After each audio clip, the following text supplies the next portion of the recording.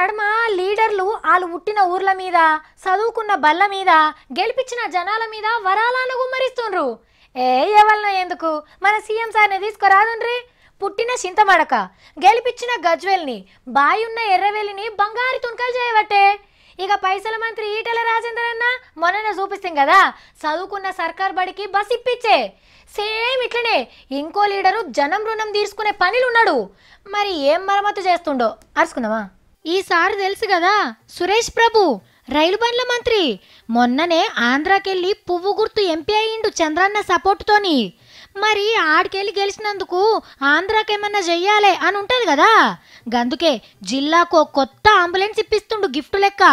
ఒక్కొక్క దానికి 40 లక్షలు ఖర్చు పెట్టి అన్ని సౌలతులుండే బండ్లు చేపిస్తాడట. అట్లనే విశాఖపట్నంలో ఒక కొత్త దవాఖాన కట్టిస్తాడట.